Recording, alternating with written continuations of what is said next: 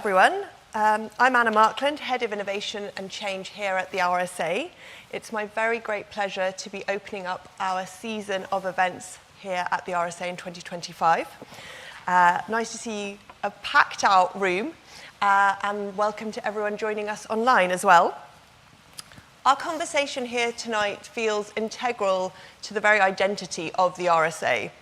And I'm paraphrasing our Chair of Trustees, Sir Lloyd Grossman, who said that since inception, the RSA's mission has been to believe that things can change for the better and to bring people together to make that happen.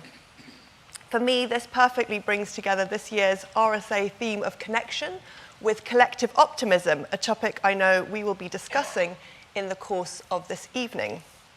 Which brings me to introduce our guest speaker, Sumit Paul-Choudhury, who is an acclaimed writer and thinker on science, technology, and the future. His creative studio, Alternity, works on alternative histories, social experiments, and applied speculations.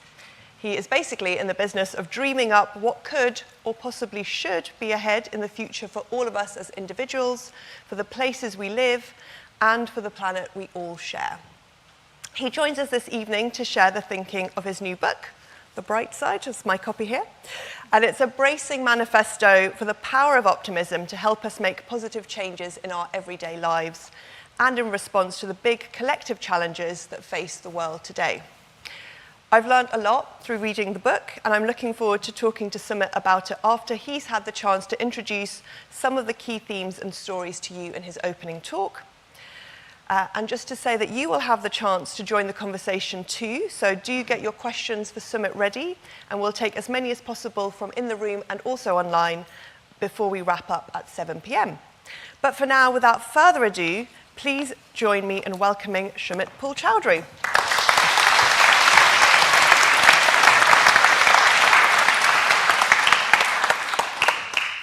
Right, hello everybody, and thank you for the introduction, Anna. So the title of this talk is How Optimists Change the World, and I've got about 15 minutes to explain that. But I'm going to try and do it in the next 30 seconds. Optimists change the world by acting when there is no justification for action. There you go, you can go home now. But, all right, let me rewind a bit. What is optimism anyway?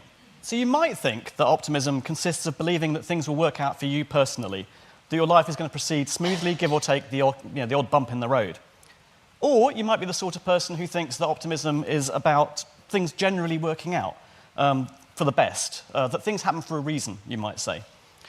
Or you might take a more direct, kind of proactive stance where you think that optimism is about believing that we have the power to make things better, to make things as good as they can be, that we can make tomorrow better than today. And all three of those definitions are actually correct. They're all valid. And they actually correspond to the three forms of optimism that have existed over time: a psychological version, a philosophical version, and a practical version. And before I kind of explain a little bit about what I mean by each of those, I just wanted to show of hands, if I can.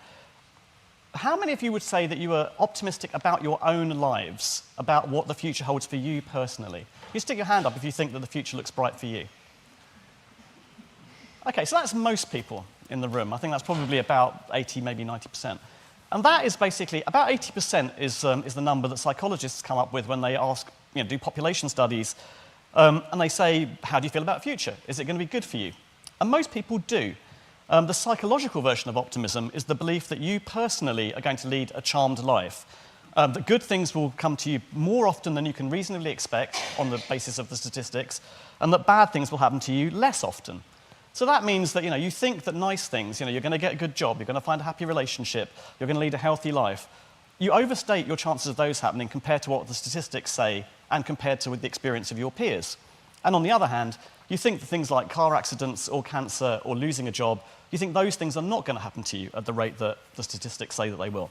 And that seems to be very much the default state of humanity.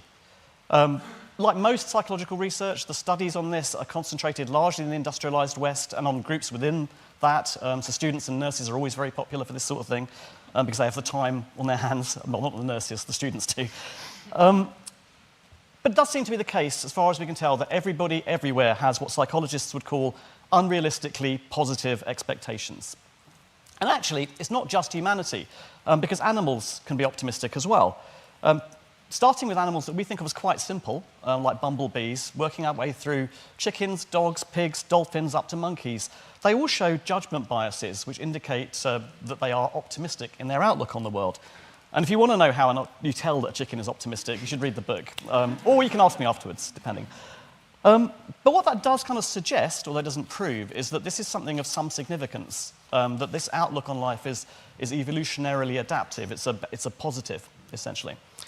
And on the face of it, that is quite puzzling, because how does this kind of optimism, the kind of intuitive, innate optimism that most of us possess, how can that be helpful? I mean, how is it right to take the wrong view of the world, to be inaccurate in our assessment of the world? And paradoxical though that might seem, it does actually work out for the best to take that view.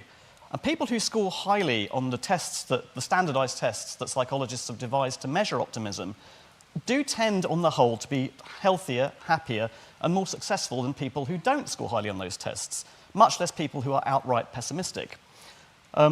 People are complicated, and psychology is complicated, but that's basically the way that things pan out. Why would this be the case? Well, it's quite easy to come up with an explanation, actually. Easy enough that I came up with one anyway. There are only three axioms, three statements that you need to believe in order to make a kind of rational case for the irrational stance of optimism. So the first statement is that we can't anticipate everything that the future holds. Some of its possibilities are unknown to us. There will be surprises. There will be discoveries made. There will be technologies invented, and the effects of those technologies will unfold in ways that we were not expecting. I don't think 25 years ago, if anyone predicted the way that smartphones would have revolutionized the way that the world works, for example. Some of those possible futures will be positive in their implications. There will be discoveries that will improve the ways that we live and work that we don't necessarily appreciate now, or that we can't anticipate now. The ways that you encourage those, you do basic research, you invest in things where you don't necessarily know what the outcome's going to be. You discover that a kind of fungus kills off bacteria, and then you've got antibiotics, and you get rid of infectious disease for a while, at least. That's how the world improves. We know that the world improves in that way, or has improved in that way. And then the third statement of belief, which is maybe the most contentious, or maybe the one that we are struggling with, is that we have some ability to steer towards those more positive futures, those more positive possibilities. Maybe not precisely. If we knew exactly what we were heading for, that would kind of make life a lot simpler. But we can open ourselves up to those possibilities. We can open ourselves up to the idea that we have some ability to steer in that direction. And that is where optimism comes in. It's by recognizing that the future is open and trying to move forward even when we don't have a good idea or any idea what there is to be gained from our efforts. It's by being aware that there are solutions to our problems, or there may be solutions to our problems, even if we don't yet know what those solutions actually are. And the same, I think, goes for us in our personal lives. If we don't believe things can get better, if we don't believe we can find solutions to our problems, then we won't try to make them better. We won't try to find those solutions, and that means things don't get better, and we won't find those solutions. This is just the logic of self-fulfilling prophecies. And the value of that kind of optimism was really brought home to me when I suffered a personal tragedy, the bereavement with which the book opens. And what I found when I was getting over that was that my own optimism, which I'd always just dismissed as being kind of like this frivolous quirk of my personality, if you like, was something that actually was powerful and important in moving on with my life. And that was complicated for me because I was trained as a scientist, studied as a scientist, I worked as a journalist, and these are both disciplines in which you're supposed to be hard-headed, and you're supposed to make all your decisions based on evidence, and you're supposed to be somewhat cynical about the world, essentially. And so I was trying to reconcile how do I reconcile the fact that I am predisposed to look at the future as a bright and positive place with this kind of more evidence-based approach, if you like. And I started to think about how do we make optimism work better for us? How do we make it more grounded? And what I found, actually, before I get into this, another show of hands, please, actually. So put your hand up if you think that the future is going to be better for the world than it is today, if what you see in the world gives you a positive view. Still a reasonable, many fewer hands. There's probably about maybe 30%, 40%, I think, something like that. And what I kind of found, so we tend to be much less optimistic about the prospects for the world than we are about our individual lives, which on the face of it is kind of puzzling. So that was the second question I wanted to address. And what I found when I tried to answer that was the second version of optimism, which is the philosophical version. And that version is concerned with what we can expect from the world. It's a cosmological question. It's a question about how the universe is ordered and arranged. Is the world kind? Is the world cruel? Or is it just indifferent to what we want from it? And what do each of those possibilities mean? So this is a question that is as old as humanity. But the foundational myth, in Western thought at least, is the story of Pandora's box, which I'm sure you all know, but just to recap it. Pandora is told not to open the box that she's been given by the gods, but she does, and the evils in it fly out into the world, which is why we've been plagued by them ever since. But then she snaps the lid shut and traps hope within the box. Now, the moral of this story is not as obvious as you might at first think. Think about it a little bit, and you think, well, why is hope in the box and not in the world? But that's, again, what that might mean is kind of explored in the book a little bit. But the message we usually take from it is about the importance of hope in a world that seems to be full of evil. And so people have been asking for thousands of years how hope can be justified and why evil exists. Particularly once we moved away from that worldview that the ancient Greeks had of the gods meddling in our fates and towards the idea of an all-powerful, all-loving, all-knowing God. Why does that kind of God tolerate evil to exist? And the answer to that, well, one answer to that, the answer that I think is most informative for our times, comes from Gottfried Leibniz, the great German polymath. He wrote a book in 1710 which set out his thinking. And what he thought was that God couldn't make the world perfect. Even God couldn't make the world perfect, because there are things that are logically impossible. 2 + 2 can never equal 5. That's a constraint you have to work within, even if you are the divinity. But what he could do, or what God could do, he suggested, was to try and make sure that we live in the best of all possible worlds. Not a perfect world, not a utopia, the best of all possible worlds. In Leibniz's formulation, you don't see those other worlds, those other possibilities. God's done the work of choosing the best one for us. And if you borrow a concept from calculus, which Leibniz had a hand in inventing, this is the optimal world, the best of all possible worlds. And if you hold this view in the 18th century, you are an optimist. So that is what optimism originally meant. And if you've heard the phrase, who's heard the phrase, the best of all possible worlds before? I guess quite a few people, right? How many of you know it from Voltaire? Yeah, a fair few, right? So the reason that phrase resonates is because it was used derisively by Voltaire in his novel Candide, or Optimism is the subtitle of that book, in which he basically sends up Leibniz and Leibnizian optimism, something chronic, essentially. He writes in Dr. Pangloss, who is a fictionalization of Leibniz, a caricature.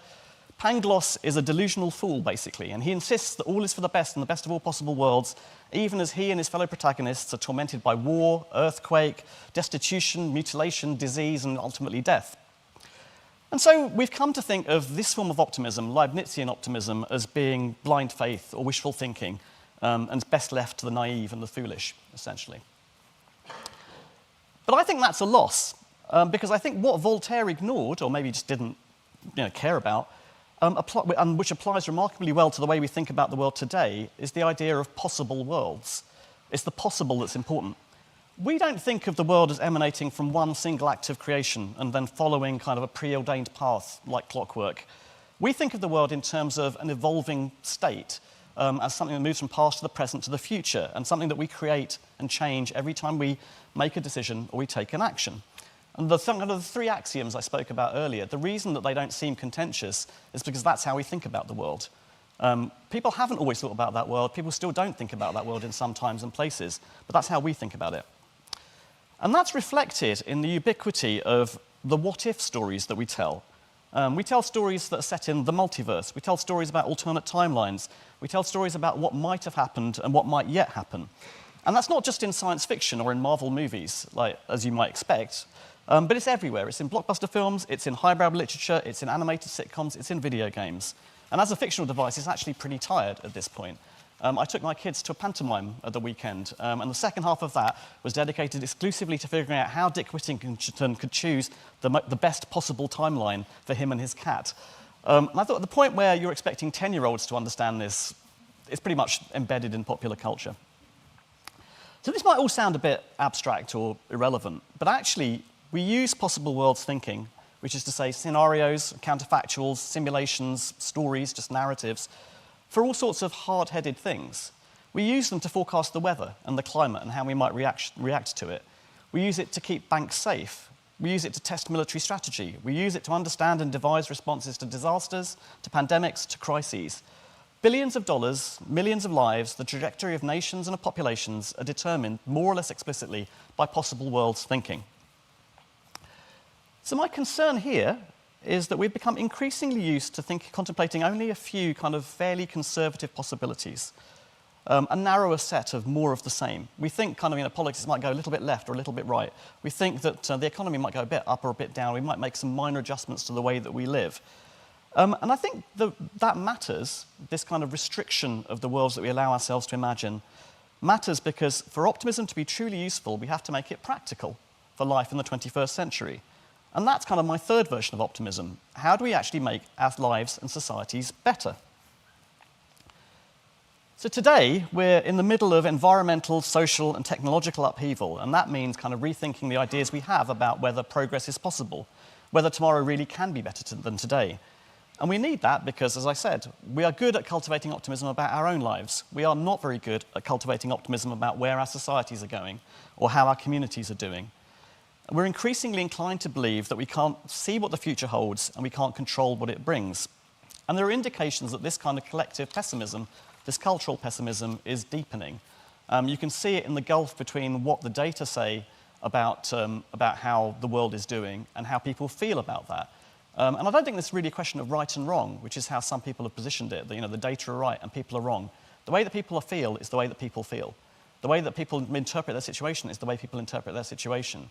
That is not the arguable position. That is the thing you need to fix.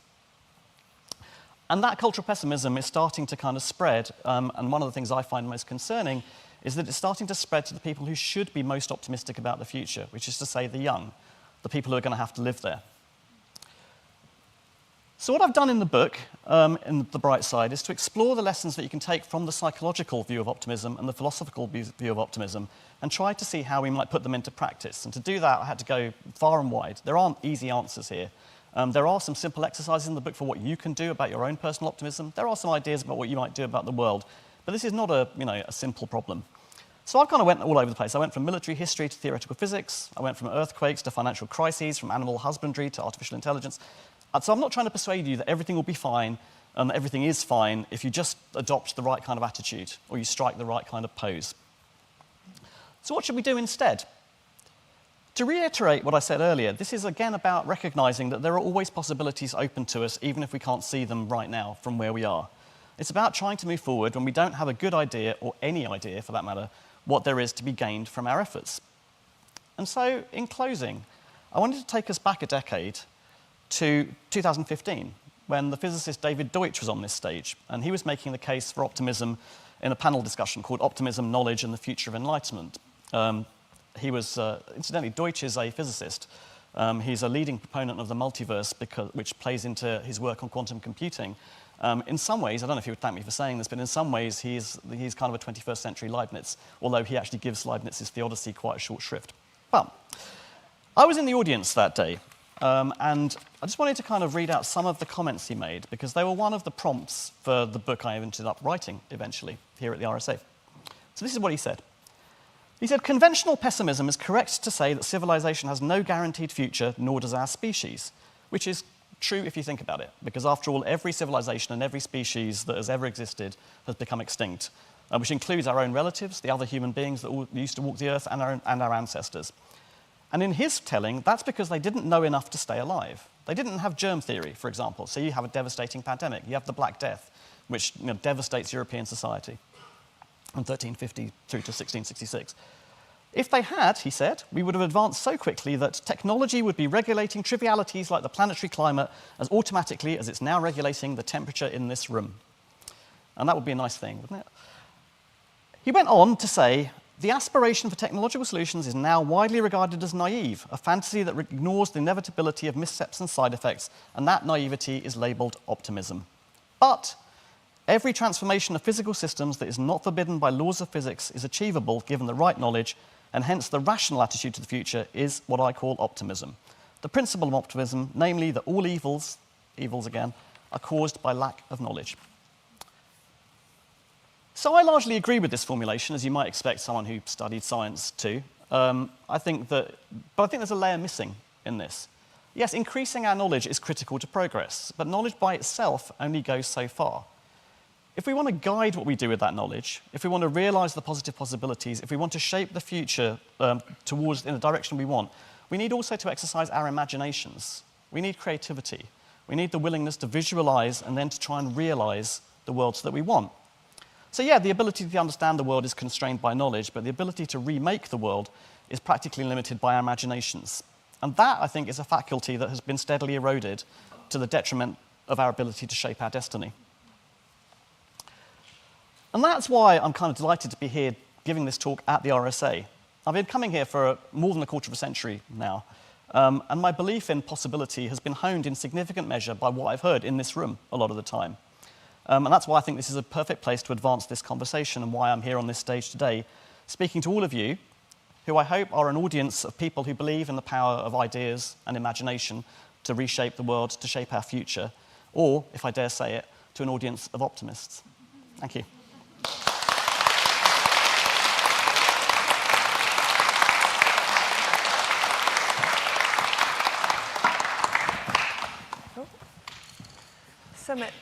Sumit, thank you so much for giving us a sneak preview of the bright side. You and I actually had a chance to talk a little bit beforehand, and we struck upon a few topics that I think will be new even to those who maybe, like me, have got a sneak preview of the book already. So the first question from me, the chair's privilege. In your book, you talk, and you just touched upon it briefly now as well, you tell lots of different stories about how optimism has and maybe hasn't been realised in the past, and I was struck between the seeming clash of climate hardliners, and you went and interviewed Claire Farrell, co-founder of Extinction Rebellion, and as you just touched upon, technology utopists. Do you think optimism gives us a way to reconcile these seemingly disparate views? I think, I don't know if it's necessarily about reconciling them or about finding a path between them. So the concern that I have is that I think Extinction Rebellion did a lot of good work, have done a lot of good work in terms of raising the issue of climate change, of making it unignorable. I think maybe we're now in a position where we need to move on to something new, and indeed many of the people involved with that movement are trying to do something new, are trying to formulate new ways of talking and decision-making and coming to consensus about what we need to do next. But that's one kind of side of things. The other is this sort of techno-utopian view, which is more on the kind of naive side of optimism, I would say, that if we just carry on what we're doing, but we do it faster and more aggressively, that will solve all our problems by fiat, essentially. And I also find that hard to accept. So I guess I'm arguing for a middle way here, one in which we try to explore a broader range of possibilities. I don't know where the best probability, best model of the world will fall out. But I don't think that having this kind of polarized debate between, on the one hand, that everything is doomed, we might be able to salvage something, and that everything is just fine if we only go faster, I don't think that is a productive way to advance that discussion. Interesting. I think building on that, you also talk that the opposite of optimism isn't, as some might assume, pessimism, but actually fatalism. And we talked a little bit about whether those sides are fatalistic or how we might combat fatalism as well. Yeah, so I think so that takes a little bit of explaining. I mean, optimism and pessimism, obviously, in an everyday sense, these are opposite things. Optimism is expecting things will go well, pessimism is expecting that things will go badly. But, and this is where it gets a little bit complicated when you get into psychology, they come from different places, biologically speaking, which is why, you can be optimistic and pessimistic about different things at the same time. You can even, if you really try, be optimistic and pessimistic about the same thing at the same time, depending on what day it is or how you feel that day or whatever else. And when I thought about practical optimism, that third version of optimism, the function that serves, and this is true from kind of, all the way up the evolutionary ladder from animals through to, us going about our day-to-day lives, the function of optimism is to prompt us to do something when we don't know what the best thing to do is. It's better to do something than to do nothing. And that's why I say, in a practical sense, fatalism is the opposite of optimism. Pessimism, sure, in a semantic way it is, but doing nothing is the opposite of optimism. Trying to achieve something is what constitutes optimism. So I think that in some ways, both of the extremes we were just talking about, the one in which, in particular the techno-utopianism, it doesn't sound like fatalism, it sounds like taking your destiny in your own hands, but I don't think it is really. It's just saying there isn't another way of going about this, we just need to do more of this. like that. And is there any thoughts that you have around how people might be combating fatalism in their own life, or if they've got friends and relatives who are saying, well, you know, there's no point in what you do? So I think there is a technique that you can borrow, I think, from personal psychology in this. And so there is Martin Seligman, who is usually considered to be the father of positive psychology, has a strategy that he calls disputation. And essentially, it's not that dissimilar to cognitive behavioral therapy or something like that, in which when you have a negative thought, you interrogate it and you try and come up with another explanation for the situation you find yourself in, for the conclusion you've drawn. So it's kind of, you know, in your personal life, it's, you know, you do something and it goes badly, you know, and then you kind of blame yourself for it and you think, well, this always happens to me, this is the way I am, I can't do anything about it. And his suggestion is, this is where your intellect comes in. You can, as a conscious human being, say, is it though? Like, you know, is that really what happened? Am I really to blame for this entirely or whatever else? And I think that is also something you can do when it comes to the views that other people put to you, to the views that you come up with yourself about the state of the world. And it's something where I think my training actually has been useful in being an optimist, being a practical optimist, is that I've got very used to interrogating what I'm told about the state of the world and asking whether it really is like that, and whether there are more positive interpretations you can put on it. And this is not really about, like, you know, I don't think your friends and family will thank you if you go in there and say, like, you're wrong about that. Like, you know, nobody really wants, like, you know, a cheerleader when they're feeling down, right? So you know, discretion. But I think it is something you can do in terms of challenging your own views. I think it's particularly useful in confronting change.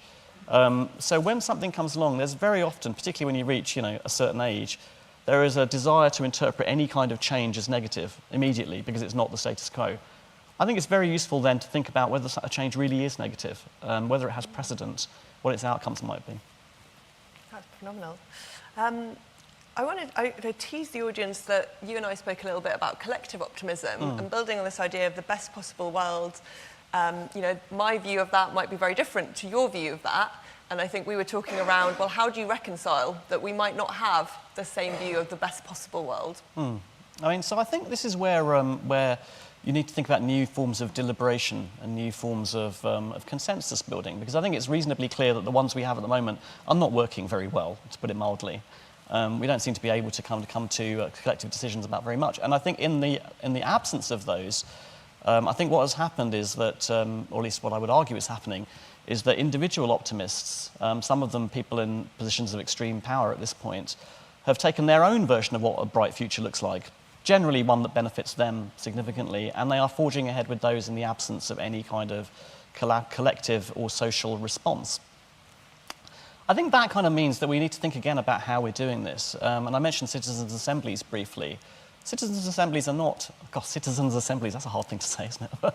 Citizens' assemblies are not, you know, they've been around for a while. The idea is not brand new. I think there is some momentum there in terms of, so the idea, for those of you who may not be familiar with it, is you essentially take a representative group of people, you present them with expert evidence on a subject, and you ask them to come up with a consensus position. And it seems to be quite good, under certain circumstances, at coming up with statements that everyone can agree with, or at least everyone can live with and move forward with. I think it's those sorts of things and associated ideas like sortition that will make the difference. But we need to get on with it, and we need to figure out how to make them work. And I guess sort of going on that as well, and you talked about kind of combating cultural pessimism. Do you have any views on how media organisations can spread optimism in a way that is truthful and direct? Yeah. So, you know, I'm kind of torn between wanting to put the boot into my old industry and not wanting to put the boot into my... I think the media as it currently stands is probably not really fit for purpose. I mean, it was built for, you know, for a different time and a different place, and it operates in a different way. What I do think is, and I don't think actually that, that there's much to be gained by just trying to do the same thing but with a more positive spin, with all deference to my colleague in the front row. People do it, people fight the good fight, and that's great, you know. I think that what we think about as media needs to change, and there are sort of forerunners of this. There are sites like Our World in Data, about which I have some reservations, but nonetheless, which presents you with a picture of the world that is not kind of dependent on headlines and on attention grabbing. There's this adage in the news business, if it bleeds, it leads, which is, you know, all very well in terms of selling newspapers and really pretty useless in terms of running a society. So I think what we need to think about in terms of media needs to change. Unfortunately, at the moment, the biggest and most powerful media organisations in the world have zero desire, apparently, to engage with that question. Oh, cheery. And I guess a slightly cheeky question before I open it up to the floor, which is, you mentioned that there were some things that didn't make it into this book that you kind of wished had. So can you give us a sneak preview of maybe the second book?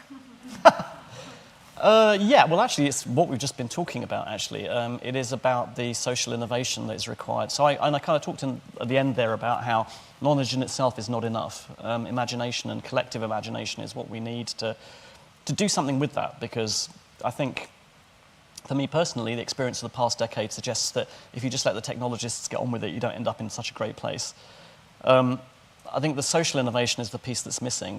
That's kind of where the next book is going to go. Stay tuned for 2026. Brilliant. Well, that's the deadline, isn't it? Deadline for sure. Fantastic. Well, I've had the pleasure of asking my questions, but it is now open to the floor and also to online. So please do submit your questions online, and I will try and do you guys justice by throwing them out sometimes. But we had a couple of people here. There's definitely somebody here. I don't know if you were so quick. You were too quick, but I did remember. So if we could have this lady and then this lady. We'll take a couple of questions, and then we'll kind of give you an idea. Hi, just to be philosophical for a minute, I want to raise a question about the difference between optimism and hope. I can think of two examples off the top of my head. There's the saying by Gramsci, pessimism of the intellect and optimism of the will. And in the Jewish tradition, there's a clear distinction between optimism and hope, with the emphasis on hope, because the idea there is that you do what's right for its own sake, whether or not you think things are actually good or will get better, and that this creates its own reality.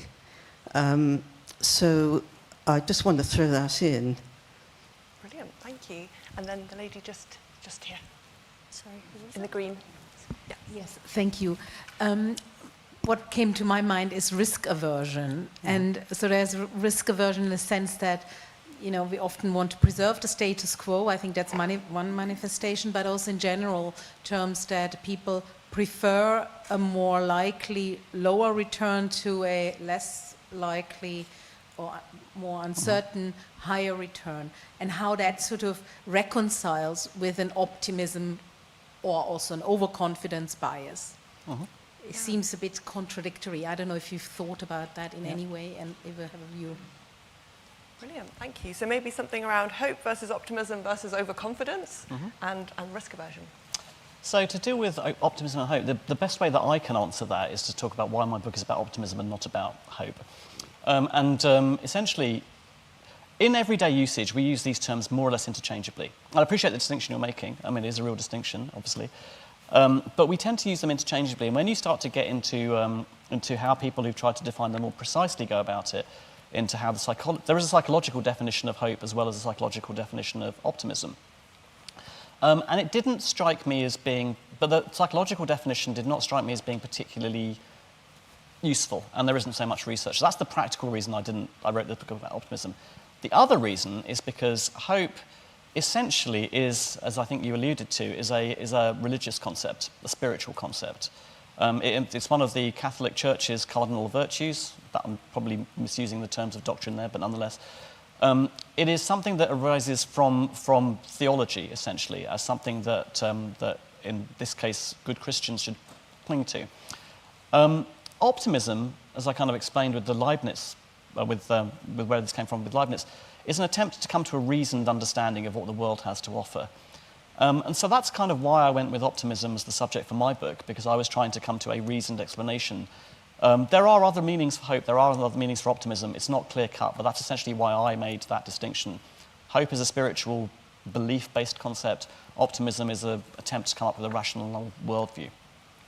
In terms of the risk question, in actual point of fact, my financial journalism, which I did for about a decade, was largely about risk management. And in one view of this book is that it's actually a way of dressing up what I learned there in a really over-elaborate and over-engineered way. But it is about risk. And I think that at the moment, yes, you're right, people prefer the status quo, people prefer the low-risk approach. People don't really want that much disruption until things become critical.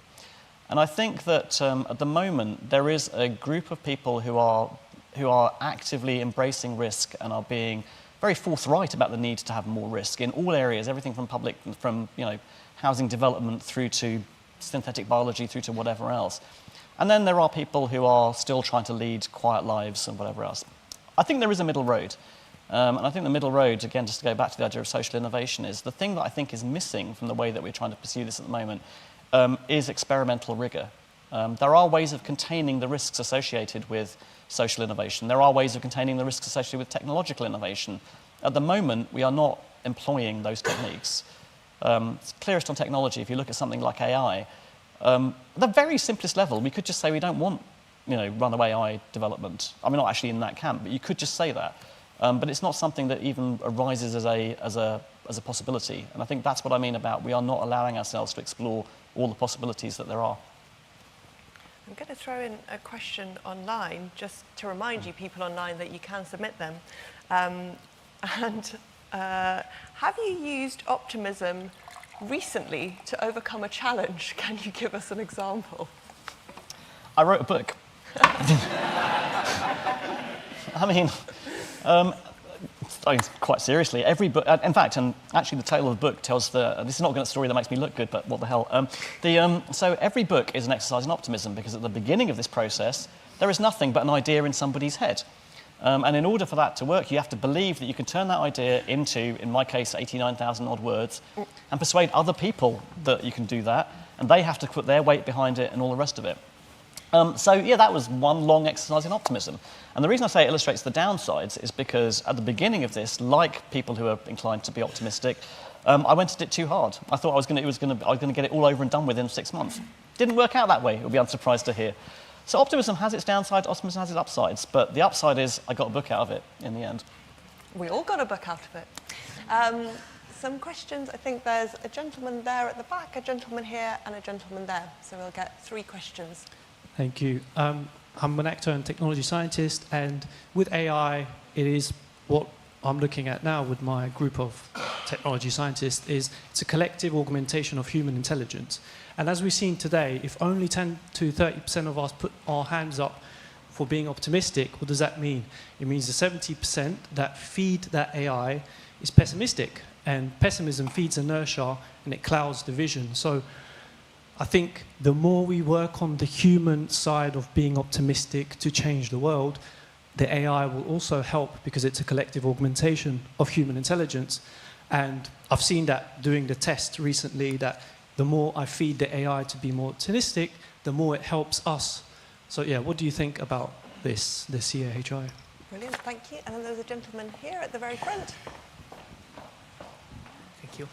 Thank you very much for writing the book. I just read it over the last 2 days, binge read it, and I really enjoyed it. I think for me, I have like a more, trying to be more optimistic, but then like I feel like it's a little bit, I feel like you'll help to like more grounded and with the scientific and philosophical argument. So my question is actually about the time scale. You mentioned about the foresight and the future. So I think one kind of argument is about what kind of optimism do we have, like urgent optimism or like more long term? So some people propose we need to like do things now, we can make change, make a radical change. Other people think we need to like take into like a more long term. I know you mentioned about the EA and all that. I'm not talking about that kind of extreme, 1,000 generation, but just in terms of everyday thinking, like how do you think about the temporal aspect of optimism?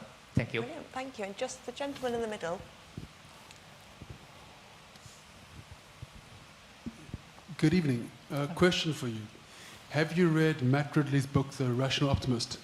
And if you have, what do you think of it? Because he is very optimistic and very rationally optimistic as well, which kind of ties in with a worldview of things will get better. Brilliant. Okay.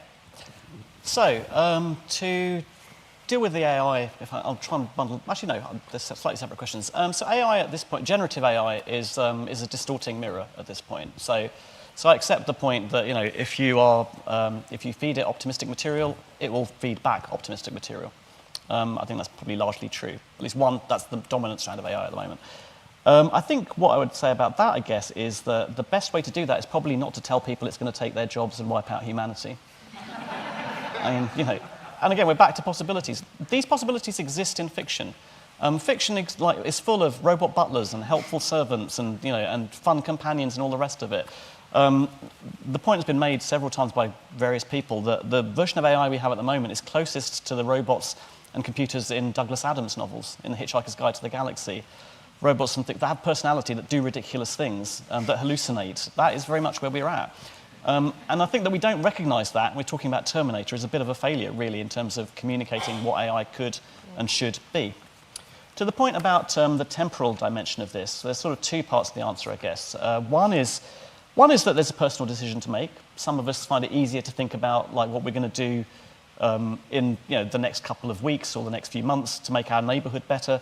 Some of us find it easier to think about longer-term projects. And obviously we need both kinds of thinker in the world. There's a bit which I didn't get into, which is Voltaire's kind of suggestion of optimism is that you should cultivate your garden. That's where he ends his book. And that's an idea that you should be local and modest in your ambitions, and which is also a perfectly rational, perfectly defensible way of going about it. I guess the thing that I think is unsolved at the moment that we need to solve is how you make is sustainability, essentially, is how the short-term local change that you make can be integrated into a long-term significant change, rather than these being two disjointed enterprises that sometimes fight with each other. Matt Ridley, it is in the book. I think that he represents an extreme viewpoint that has its merits, but which I would say at this point falls into the category of if we just carry on doing what we're doing, it will all be fine. And I don't really think that is the case. Can I just jump in, because you told me before this that you run the local charter of the Long Now project? No, I don't run it, no. That's my friend here in the front row. But, okay, brilliant. Well, you're involved in the Long Now project. Involved in it, yes. Do you want to say a little bit around, like, do you personally take a long-term view of optimism or a more short-term view? I am, fickle, so I dart about, yes, I am naturally inclined to the longer end of things, or the medium-term end of things, I suppose. I like 30 to 40 years out, where you can just about see how something might be possible, but not so clearly that it seems like it's already done. Having said that, one of the things I have done in the course of, actually somewhat before the start of this book, I suppose inevitably around the time I had kids, I've made much more of a concerted effort to do the gardening, to work in my local area, to do kind of short-term things that will benefit my community, where I feel like I'm contributing to the schools, the community activity and so on. And they're not, in opposition to each other. They're things where I can do something one year and, the next year you say, well, actually, let's move on a bit. Brilliant, thank you. I'm going to take another question from online. I'm paraphrasing a little bit, but optimism is often seen as fluffy, whereas the hard work of improving people's lives is, an enormous challenge. How, do you think that your book, which provides a lot of data and rationale, will help people understand that optimism is something rational and that we can get people to believe that things will get better? I don't know what to say about that. I hope so. I'm not really sure how much more I can. Thank you for the question. I hope so, because I think optimism is, in some sense, what you make it. Fundamentally, I think the lady there said, no, it might not have been you. Pessimism of the intellect, optimism of the will. I think that's really what it boils down to. And it's the optimism of the will that is the difficult part here. Pessimism of the intellect is easy, right? I think we all kind of know how to do that. Optimism of the will, to some extent, I've written a book in which I tried to set out as many ways of achieving that as you can. There's historical examples, there's scientific examples, there's predictive examples, there's all sorts of examples of ways you can think about the world that might support that. But ultimately, for all of us, the question is, how do you make yourself believe that? If you want to believe it comes from manifesting, if it works for you, then great, Please don't plan my life on the basis of it, but you go ahead. Perhaps some more questions from the room. Yes, we have, we have the gentleman here, and we've got someone right at the back, and I think we had somebody here. So the gentleman here first. Oh, just wait, the microphone will come to you. The American philosopher Emerson said that society never improves, but people improve. And I wonder if that has something to do with will, that will is so individual about and so integrated with a sense of personal improvement as opposed to social improvement. So you can be, and I'm not sure how that fits into the concept of optimism. Or can you be, is the person who is an optimist, is that person have an instinctive sense of improving themselves? Brilliant, thank you. Yep, and the person at the back. I've got a question about personality types, and I don't know if it's covered in your book, but how does one protect their energy when trying to consistently be an optimist? Thinking about introverts, ambiverts, extroverts, because everyone will approach it very differently. Great. And I think there was, yeah, and there's just a gentleman here. I treated myself this morning and spent the morning in the British Museum. And the question I have for you is, I wonder, do you think that in Babylonia, Assyria, Egypt, Rome and Greece, they were having evenings that said how optimists change the world? So let me take those in reverse order. So in principle, yes, I think they probably did. You know, because I don't, because these questions have been chewed over since the dawn of time. You know, there is ample evidence from the writings of you know, the ancients, for want of a better word, of people bemoaning the state of the world and arguing how it could ever get any better, and so on. Did they have this conversation? Not quite, because those concepts didn't necessarily exist. I kind of alluded to the Pandora's box myth. And one of the things I kind of get into is that what worldview does that speak to? It speaks to a worldview in which people are not in command of their actions. You know, the gods basically play games, and people have their. Oedipus is kind of in the book as well as an example of how the stories they told were about destiny is implacable. You know, you cannot escape your fate. So were people kind of saying how, like, you know, why is the world in such a state and how do we make it better? I'm sure they were. Did they discuss it in these terms? I don't think so. Some places, obviously, some places probably, other places not. To the question about personality types, I'm afraid I don't, because I'm not a psychologist, I don't have a very good answer for you there. There are exercises you can do that will aim to make you more optimistic. Some of it is as simple as thinking about the future. Some of it is a bit more complicated. So there are exercises you can do. There are ways that you can assess the way that you think about the world. So it doesn't conform to the introvert-extrovert kind of dimension you're talking about, but there are, for example, ways that you can see how you think, you know, where your focus lies in a temporal sense. And actually that speaks to this gentleman's question again, actually, is like, are you the kind of person who focuses on the past? Are you the kind of person who thinks about the future? You can do that kind of thing, which might help you. But ultimately, just to kind of refer back to what I said a moment ago, I think this is about finding the version of it that works for you. And perhaps, and maybe this is a crass, you know, way of putting it, but perhaps if you're an introvert, you'll be happier with gardening. I don't know. I mean, maybe you need to find the route that works for you best. And finally, the question, that was an interesting quote. I've never heard it before. Did you say it was Roald Amundsen? Did you say it was Roald Amundsen, the quote? No, Ralph Waldo Emerson. Ah, Ralph Waldo Emerson, sorry, beg your pardon. Anyway, I didn't know the quote. So there is a... So I don't think I have a direct answer for you, but I have something which I think is adjacent, and that is one thing we haven't spoken about that much is the role, the social role of optimism, and this is kind of into slightly more contentious territory. But one thing that does seem reasonably assured is that people like to follow optimists. People find optimism seductive, which is kind of obvious, really. I mean, do you want to hang out with someone who says things are going to be great, or someone who says things are going to be terrible? I mean, you know, it's not much of a, you know, particularly do you want to be led by one? So optimism does serve a social role, but one of the kind of, and that's very much the model I think we find ourselves in. We have people espousing optimism. We've had decades now of people espousing optimism, some of it extremely kind of unrealistic, shall we say, about how things are going to turn out great. The other part of this that I think we maybe need to remind ourselves of is optimism as a collective responsibility. And much of it. So we have there are kind of two people I draw on here. One is the explorer, Ernest Shackleton, whose story I tell in the book. And as you probably all know, Shackleton and his crew found themselves marooned on the Antarctic ice in 1915 and had to take an epic journey to get back to civilization. And the kind of conventional narrative around this is because it was a triumph of daring do. Like, you know, these are really tough men who managed to kind of like fight their way out.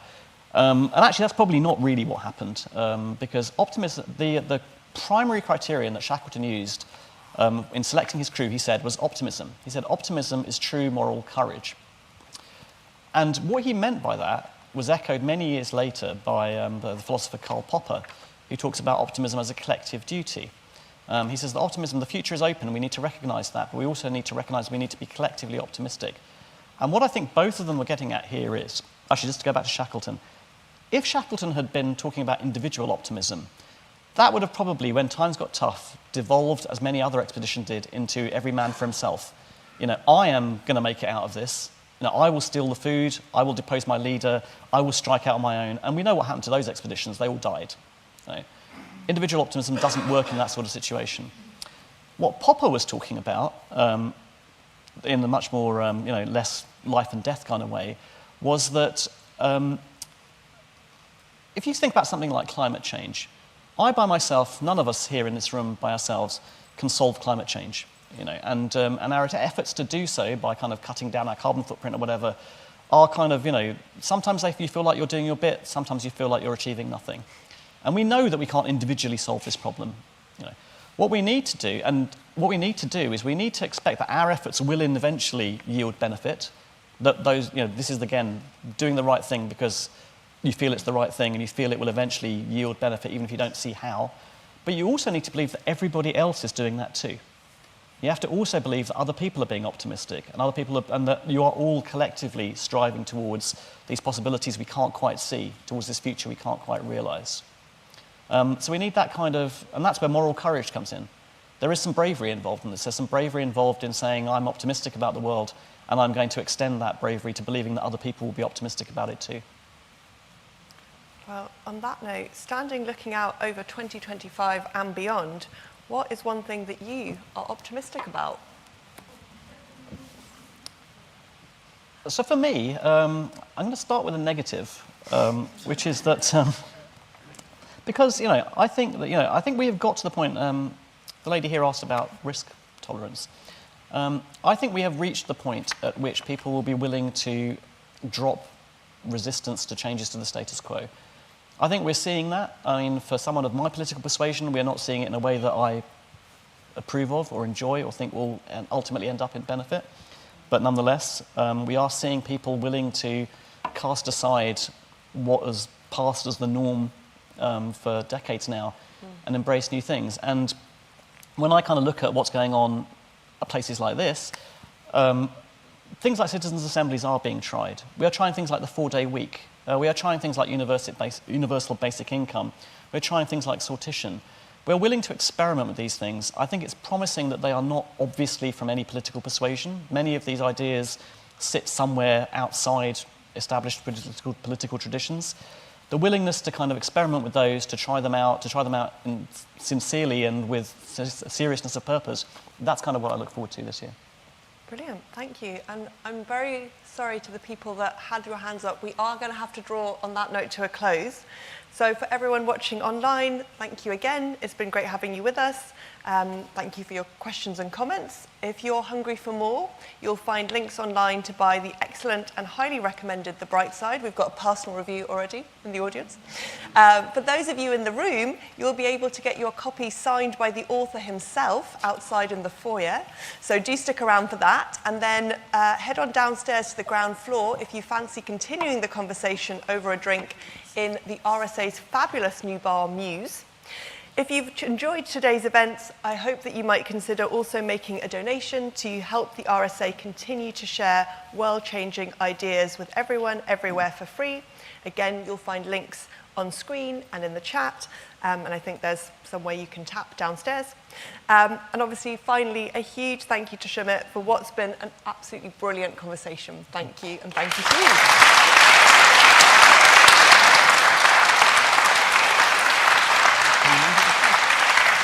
Thanks so much. It was great fun. That's really good questions.